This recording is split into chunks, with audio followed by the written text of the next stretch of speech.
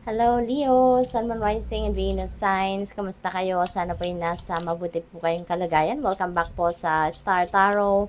Kung bago kayo rito, welcome din kayo. Thank you for your support. I truly appreciate it. God bless you all po.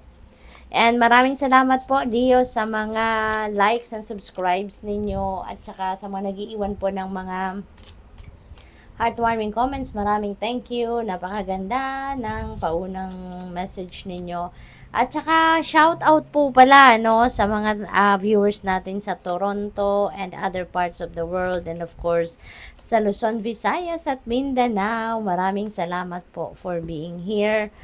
Napakaganda ng paunang mensahe ninyo at pagtatapos bonggang-bongga, no? So, sa star energy po, this is wish fulfillment energy. Kaya most likely, meron ditong magka-come to fruition na ano kayo, wish ninyo, no? At hindi lang ito isang wish, kundi wishes, no? Maaring mag-come to fruition dito. And this is going to, this is going to bring forth a new beginning, no? Meron ditong bagong chapter or bagong path na magbubukas para sa inyo, and maybe dahil yan doon sa wishes ninyo na magka-come to fruition, no? So that also resonates with new hope, new optimism.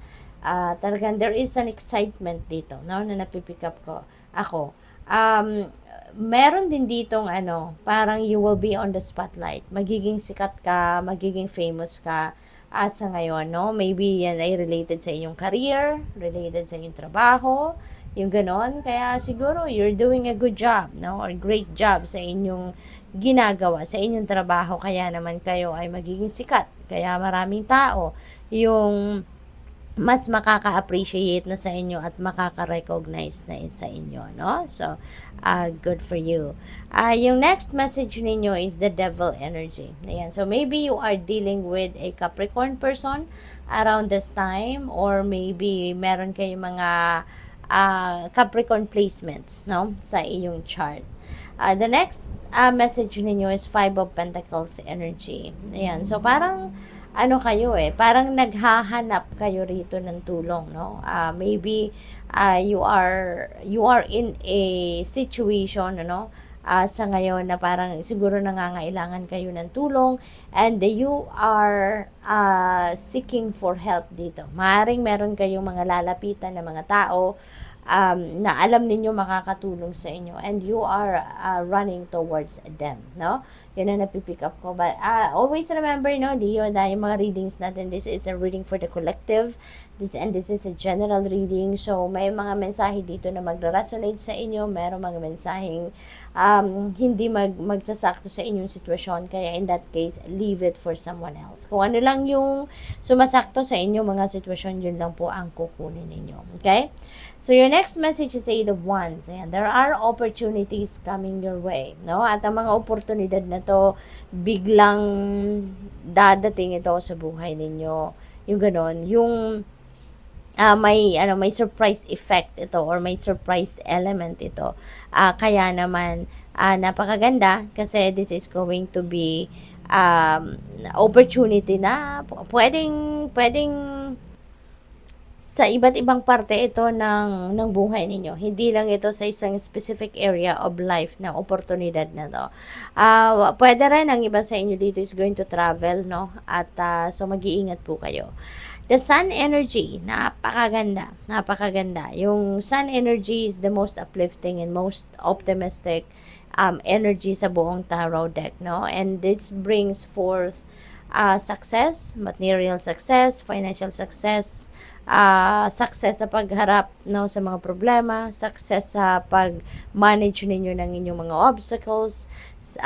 Maari din na meron dito mga positive changes, no? There are going to be a lot of movement sa buhay ninyo sa ngayon. Maraming magbabago dito sa buhay ninyo, and maybe dahil din yan, dito sa star energy, meron kayong tagumpay, meron kayong mga wishes that's coming to fruition, kaya maraming pwedeng pagbabago talaga na magaganap sa buhay ninyo. Meron din ako nakikita rito, no, na parang buntis siya, no? So ayan, so siguro merong buntis sa inyo sa ngayon or merong magbubuntis pa lang, maybe that's what you are working on as well, na magbuntis na, or baka meron na ditong someone, no, giving birth talaga. So, yung siguro hours na lang or days na lang yung hinihintay at manganganak na. So, good luck po sa inyo and congratulations. So, tignan natin kung ano pa ang mga mensahe ninyo for today.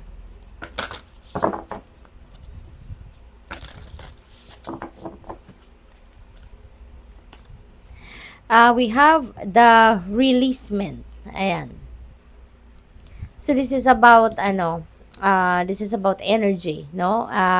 And talagang very possible na siguro you have that life force energy na mararamdaman ninyong nandiyan dyan, no? Sa katawan ninyo, sa buhay ninyo.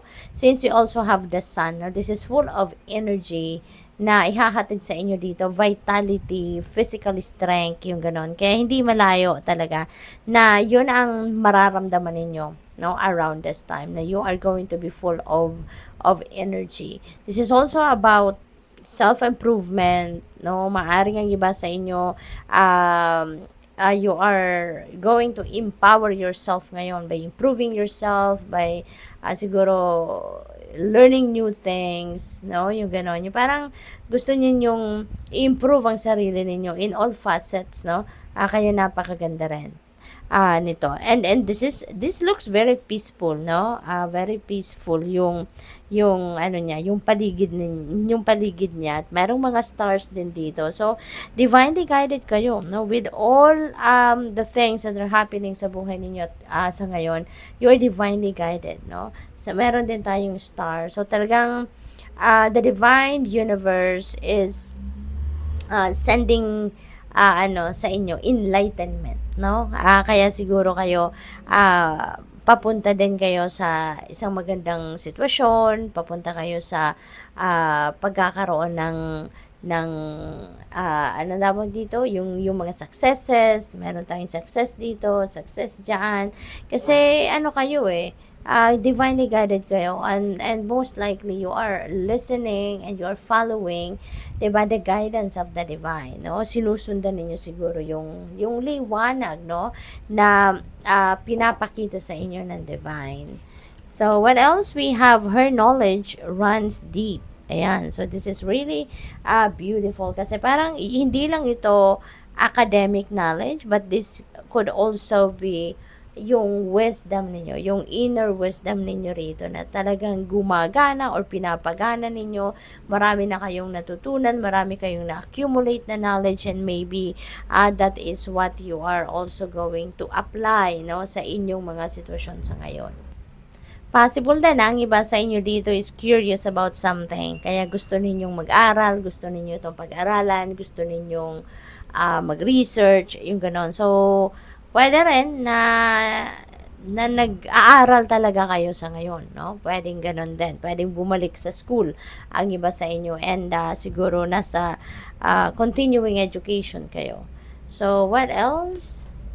We have the Beltane lover. Ayan. So, parang ano dito, ang ganap ng iba sa inyo, maybe focusing on your love life. Maaring ang iba sa inyo dito, maraming nanliligaw, no? Lalo-lalo na if you are single, baka marami kayong choices, no? Dito, na kung sino yung pipiliin niyo maging jowa ninyo.